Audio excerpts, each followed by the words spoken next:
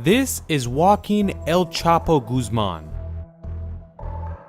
If Pablo Escobar is the most famous Colombian gangster, El Chapo is the biggest Mexican gangster. In the year 2001, El Chapo successfully escaped from a prison in Mexico. This escape is not really that cool to explain to you guys, but the Mexican police was ready to arrest him. But this arrest took them 13 years. Until in 2014, El Chapo was arrested, and he went to the most secure prison in Mexico, Altiplano Prison. But he was not a regular prisoner. He would buy everybody. Meaning nobody could tell him they're not for sale, because there was a chance that you wouldn't wake up the next day.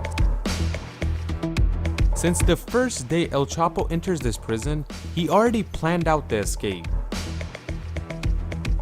He hires people to buy a land next to the prison, build a home, and from the home, start digging and go down.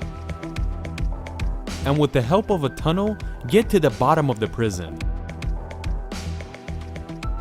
Where Altiplano is located, it's a rocky area, meaning you can't easily dig your way there and get under the prison. But El Chapo was rich, and this tunnel kept on building because of money. All the rocks were collected with pickaxes and shovels because they couldn't take a jackhammer down there and destroy all the rocks in the way because they weren't allowed to make any noise. Day and night, they dug their way with pickaxes and shovels. El Chapo had the money to bring the most advanced digging machine, but they weren't allowed to make any noise. Between the house and the prison, it was 1.5 kilometers away, 1.5 kilometers of rocky soil. But they were forced to work day and night until the tunnel was ready, because famous prisoners like El Chapo are not kept in prisons for a long time at one time. Especially a prisoner like this, a person that has so much money that he can change everything. On the other side, the brick house that they built started to make people suspicious. Like they would ask, why did they build 4 walls and let it go? And that is why El Chapo told them to work extremely fast. And before we blow our cover, the job is done. The biggest cartel in Mexico was ran under this guy. Not only is he known as the biggest cartel member in Mexico, but he's known as the biggest killer and criminal in Mexico. But after he enters the Mexican prison, he was a really well-behaved prisoner. He would not argue with anyone. He would talk with everybody and laugh, and very quietly would pass his prison sentence. But under the table, there was a tunnel being built underneath them. In the 16 months that El Chapo was in this prison, he was furiously waiting for this tunnel to be finished and was trying to cause no issues at all. Eventually, in 16 months, the tunnel got to El Chapo's cell. This shows the connections he had in the prison because he had the blueprints of it. Because there was no other way for the tunnel to be exactly inside his cell. This was a professional tunnel as well. Not only did it have lights throughout the whole thing, it would pump oxygen all throughout the tunnel. They also put rails that was operated by a motorcycle and would transport the dirt and rocks. This tunnel was 10 meters deep and was connected to the ground via 2 tunnels. One was connected to El Chapo's cell and the other one was inside that house. When the tunnel was ready, El Chapo climbed down and got onto the wagon, and very fast he got to the other tunnel, which was the house outside the prison. So what did they do with all that dirt and rock? The land they had a racehorse track there, and every day they would bring the dirt and just spread it around this track. July 12, 2015 is the time the tunnel is completely finished, meaning the moment the door to El Chapo's cell is gonna open through the tunnel. This is the reason most of the workers in the prison were bought out, because the way that they entered the prisons is they cut the concrete and rebar with grinders, and this was not possible without making any noise. Anyways, El Chapo escaped. The cool thing is, they calculated the tunnel with El Chapo's height in a way where he gets on the wagon, his head wouldn't hit the roof. And the other cool part is that this tunnel was built with engineers, because the places that were soft, they were reinforced with wood. So you could say in the building of this tunnel, at least one engineer worked on it. A lot of people say that El Chapo rode the motorcycle this 1.5 kilometers, but there was also a chance that somebody else was riding the bike and he was on a wagon. In the matter of 2 minutes, he gets to that house, and over there, everything is ready and set up for him. He changes clothes, gets himself cleaned up, gets in the truck, and gets away. But this escape was not only Mexico's responsibility, and just like the escape before, they weren't gonna let go that easily. This time, Mexico's neighbor, United States, was in charge as well, and would pressure Mexico to arrest him. El Chapo would go around Mexico with ease, and even if he had any issues, he would bribe everybody. But one day, he was in the streets of Mexico without a car and noticed somebody was recognizing him. With the bodyguard he has, quickly with the gun, got him out the car and stole his car. The owner of the car quickly called the police that El Chapo stole my car. Even though El Chapo changed the way he looked, but he recognized him. After this report, the entire Mexican force knew what car El Chapo was driving, what he was wearing, and how he looked. They eventually were successful in arresting him.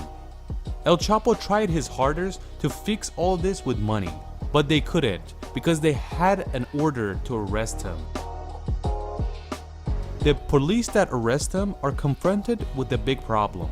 They give word to the police that 40 of El Chapo's commandos are coming that way. Since the police didn't want to see them, they escape to a motel nearby. El Chapo starts threatening the police. He says, if you don't let me go, you and your family will be dead. But if you let me go, you and your family will live happily ever after. But the police had orders to keep them and couldn't do anything, and the Mexican Marines were just about to show up, and they were coming to confront the commandos. The commandos of El Chapo could not find this motel, and that is why the Mexican Marines successfully got there and arrested El Chapo.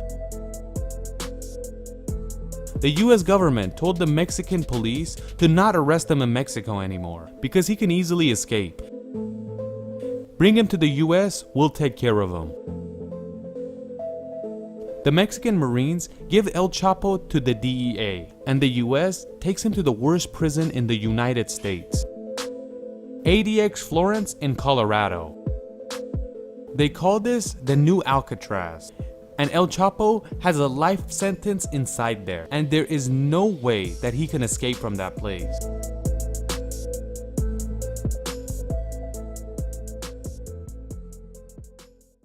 Penal Colony Number 6, or Black Dolphin, the worst prison in the entire world. When they want to compare this place, they use Nazi concentration camps as an example. So why is it called Black Dolphin? This prison has a very nice looking entrance, and it doesn't show its true color. There's also a black dolphin statue in the front. This prison is a very quiet place, and when you enter it, you don't hear much, and you don't see anybody either. It's just quiet hallways. All the prisoners are in closed cells. But there is a rule that the prisoners should see the sun once in a while. How do they take them outside so they can get some fresh air? To do this, they handcuff them and close their eyes, and armed guards push them from behind. If you hesitate for a second, you will be hit with a stick. And if they're not behaving, they take them right back to the cell. They say in the last 20 years, 2,700 people have died in this prison. Not killed by other prisoners because they don't really contact with each other. They were killed by the guards. They were either tortured, beat up, or other types of punishments. These stats came from Russia itself. It might be way higher than that, but we don't know. You could say in Black Dolphin, there is no blind spots because cameras are watching every angle. Even when they're on the toilet, they're being watched. So even when the guards are beating the prisoners up, they're being watched. But it's no problem because they have an approval from higher ups, and you don't have to be gentle with these prisoners.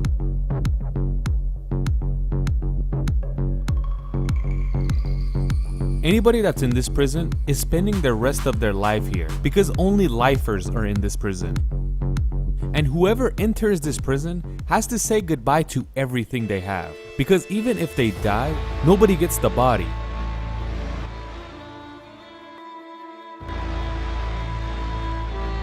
When you enter this prison, it means you're gonna die here because there's no visiting either. Penal Colony number 6 is one of the oldest prisons in Russia and Europe because this place was opened around 1745. Like we said, this is the worst prison and everybody is a lifer. But what did the prisoners do? The prisoners committed these crimes: cannibalism, pedophiles, serial killers, and terrorists. Most of the prisoners did these crimes. There is 700 prisoners in Black Dolphin, and together they killed over 3,500 people. And that's the pedophile, the cannibalist, or the terrorists.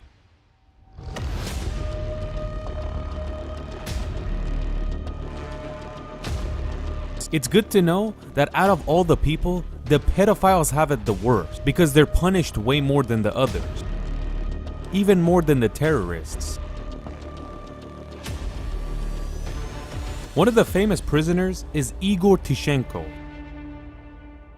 If you've seen our video about the Russian mafia, you'll know this guy's group. This guy basically kills 7 people of the rival gang on the street.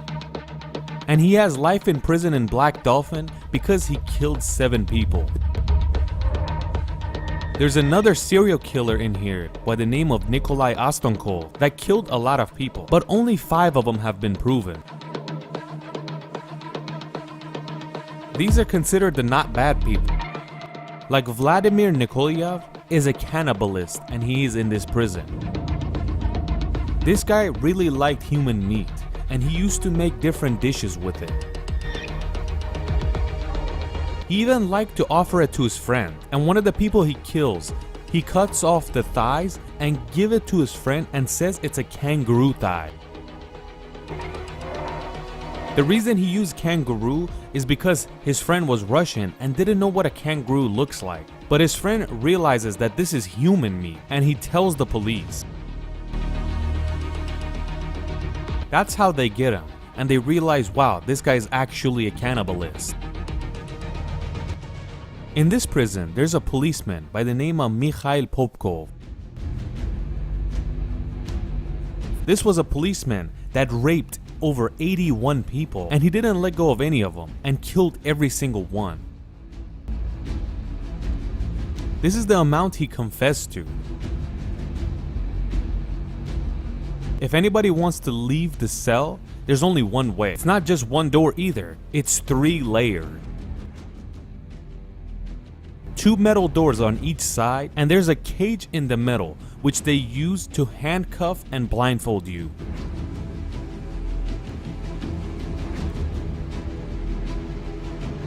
The prisoners have no hope for leaving, except death. They can only leave when they die. And their body is not given to anybody.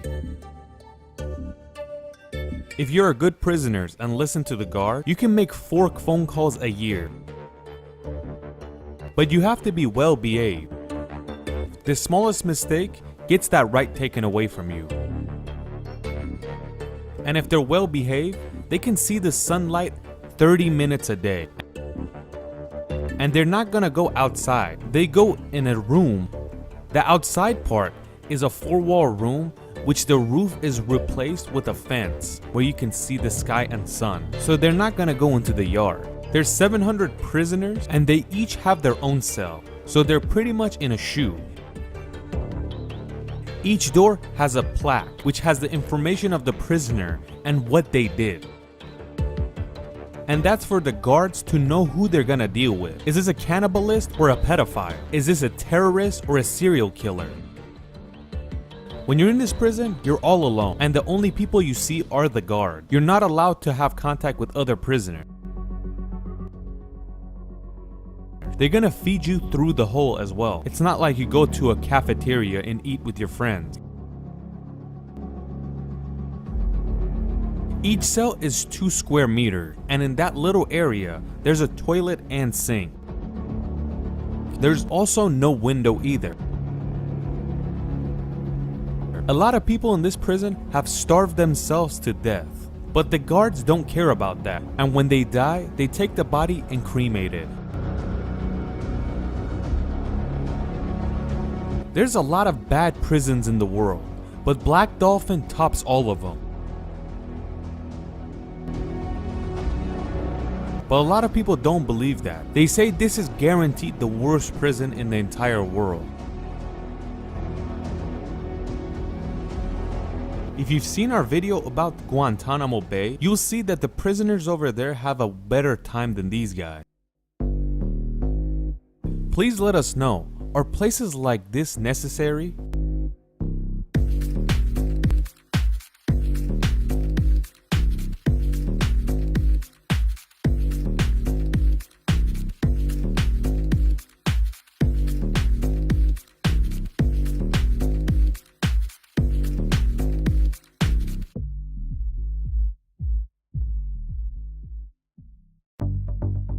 It's the 1990s. The biggest drug lord in the world is sitting inside a jacuzzi with some champagne in his hands.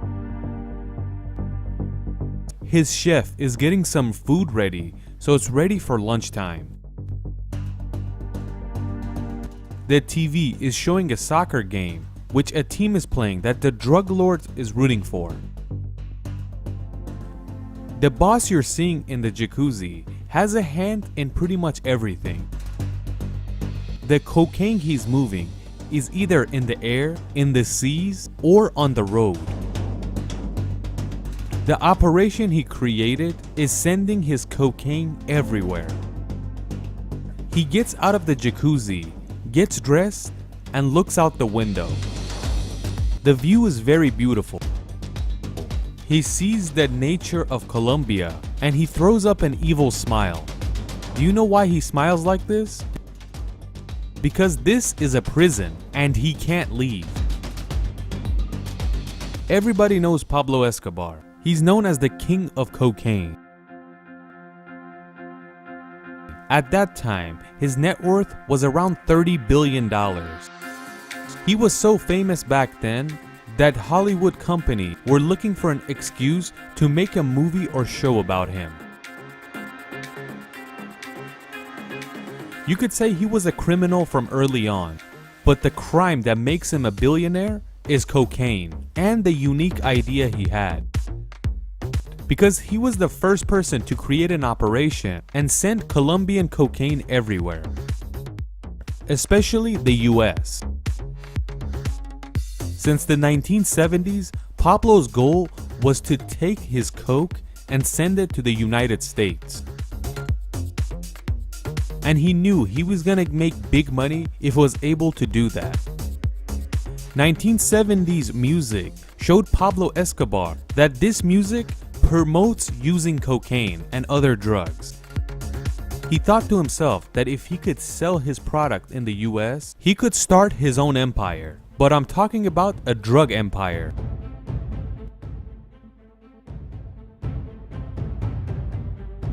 At the end of the 70s, Escobar was making around $3 million a month. And when we got to the 80s, the biggest cocaine user was the US. And the addicts and the high usage of cocaine caused Pablo Escobar to become a billionaire by the 1980s.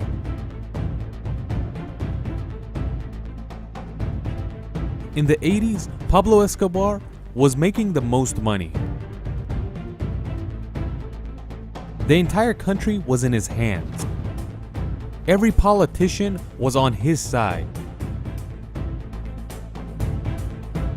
But when we get to the 1990s, one of the presidential candidates, which was named Luis Galan, was a big critic to Pablo Escobar. He would say all the bad things that happens to this country is because of Escobar. Pablo Escobar didn't have the patience for any of this. He immediately ordered to kill him. And he was assassinated. But after this, the US government stepped in. They told the Colombian government, what does this all mean? Is he running the country or are you guys running the country?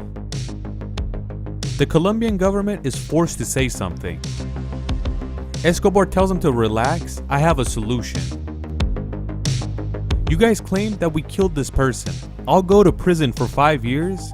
You guys stop talking to the US. There was no court in charge because Escobar was the judge himself. But he told the government, I'm not going to the prison you guys assign. I'll build my own prison and I'll hire my own people. He had so much power that the government couldn't say something. Escobar didn't have 4 walls in mind. He built a luxurious villa as a prison, and he hires every person in that facility. The people that worked in this building, they called it Hotel Escobar. Escobar was a prisoner in this place, but his operation was still very active. Escobar had a lot of enemies, and he knew everybody wanted to kill him. And that is why he built this place in the base of the mountain, and he also kind of had his own army there. He had watchtowers everywhere that had strong binoculars watching out at every direction. His luxurious jail was built in a way that it didn't look like much from the outside, and it had cement walls. But when you got inside, you were faced with something beautiful. Just like every Colombian, Escobar loved soccer, and that is why he created his own soccer field in the prison. And the funny part is that in the 1991, he invited the Colombian national team to the prison to have dinner and play some soccer, and they accept and actually join Escobar. Just like we said, this place had one prisoner, and that was Escobar, and every person in that facility that did any job were Pablo's workers.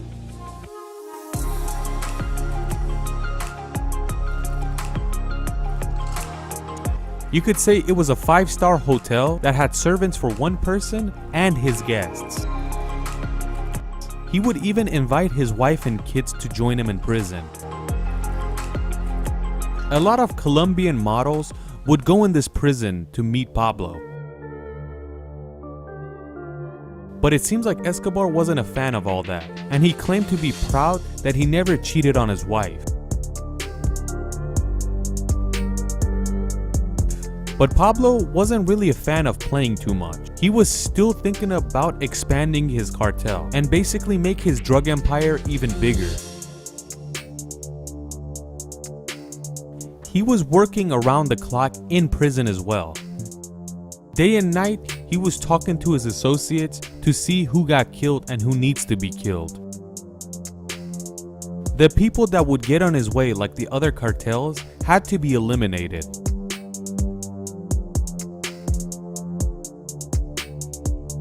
Escobar spent 1 year in this prison, and the government was complaining again, and they say it doesn't work like that. You're still running your operation like you did when you were outside.